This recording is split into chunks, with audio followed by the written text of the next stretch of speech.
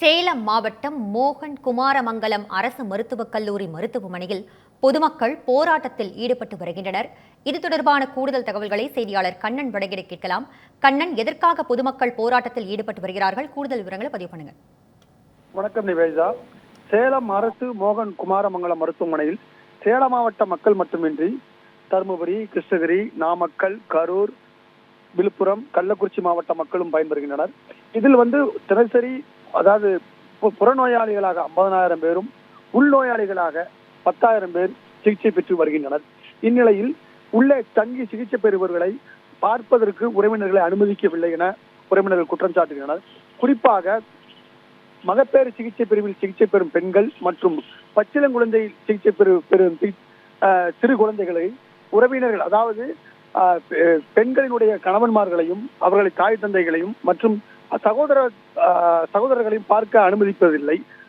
அது மட்டுமின்றி அவர்களுக்கு, அதாவது சிகிச்சை பெறுபவர்களுக்கு தேவையான சாப்பாடு, பால் உள்ளிட்ட பொருட்களையும் மற்றும் பரிசோதனை முடிவுகளையும் உறவினர்கள் எடுத்துச் செல்லும் பட்சத்தில் ஒருவருக்கு ஒரு ஆளுதான் உள்ளே செல்ல வேண்டும் என கட்டாயமாக நிர்பந்திக்கின்றனர். அதே நேரத்தில் அங்கு பாதுகாப்பு பணியில் 24 மணி நேரம் சுழற்சி முறையில் 3 ஷிப்டுகளாக பணியாற்றுகின்ற பணியாளர்கள். இந்த பாதுகாப்பு பணியானது தனியார் நிறுவனத்திடம் ஒப்படைக்கப்பட்டுள்ளது. இதில் பணியாற்றும் தனியார் நிறுவன ஊழியர்கள் தங்களை யார் கவனிப்பு செய்கிறார்களோ அவர்களை மட்டும் உள்ளே அனுமதித்ததாக பொதுமக்கள் குற்றம் சாட்டுகின்றனர். அப்படியெனில் ஒரு ஷிப்டில் பணியாற்றுபவர்களுக்கு கவனிப்பு செய்தால், அதாவது லஞ்சமாக பணம் கொடுத்தால், அடுத்த ஷிப்ட் வருபவர்களும் அதை எதிர்பார்க்கின்றனர். இதற்காக நாங்கள் ஏழைகள், எளிய மக்கள், இதற்காக நாங்கள் பணம் கொடுத்து உள்ளே சென்று எங்களுடைய உறவினர்களை பார்க்க வேண்டிய நிலை ஏற்படுவதாக குற்றம் சாட்டுகின்றனர். அதான் இன்று காலையில் அந்த பாதுகாப்பு பணியில் இருந்த காவலர்கள் உறவினர்களிடம் கடுமையாக நடந்து கொண்டதாக கூறப்படுகிறது. காலை 6 மணி முதல் உறவினர்கள் யாரையும் அனுமதிக்கவில்லை.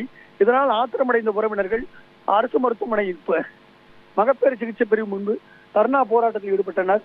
அதையடுத்து புறக்காவல் நிலைய போலீசார் அவர்களை பேச்சுவார்த்தை நடத்தி அதாவது நிலைய உள்தங்கும் அலுவலர்களிடம் பேச்சுவார்த்தைக்கு அழைத்து சென்றனர். அங்கு பேச்சுவார்த்தை நடத்தப்பட்ட போதிலும் அவர்கள் உங்களுடைய பிரச்சனையை தீர்த்து வைப்பதாக தெரிவித்தனர் ஒழிய, ஆனால் இன்னும் பார்ப்பதற்கு அனுமதிக்கவில்லை. இதனால் அவர்கள் தங்கள் போராட்டத்தை தொடங்கினர். அது மட்டுமின்றி டாக்டர்கள் சிகிச்சை, அதாவது மேல் சிகிச்சை அளிக்கும் பரிந்துரைக்கும் பரிசோதனைகள் அனைத்தையும் 9 மணியிலிருந்து 12 மணிக்குள் எடுத்து சென்றால்தான் டாக்டர்கள் மேல் சிகிச்சை அளிக்கின்றனர். ஆனால் அந்த குறிப்பிட்ட டயத்தில் செல்ல முடியவில்லை. அது மட்டும் போதிய வாகனங்கள் இல்லை, யாரையும் உள்ளே அனுமதிப்பதில்லை. பரிசோதனைக்கு பணம் கொடுத்தால் மட்டுமே பரிசோதனை நடப்பதாக உறவினர்கள் குற்றம் சாட்டுகின்றனர்.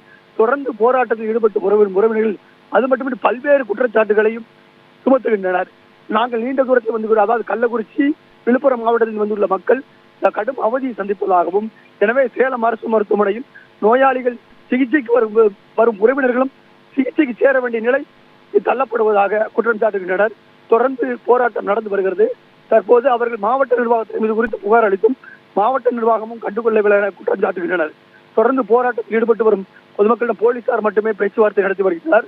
இன்னும் அவர்கள் எங்களை உறவினர்களை பார்க்க அனுமதிப்பதில்லை, அனுமதித்தால் மட்டுமே வெளியே செல்வோம் என போராட்டத்தை தொடர்ந்து நடத்தி வந்தனர். தற்போது சமாதான பேச்சுவார்த்தை நடத்தி வருகிறது. நிவேதா,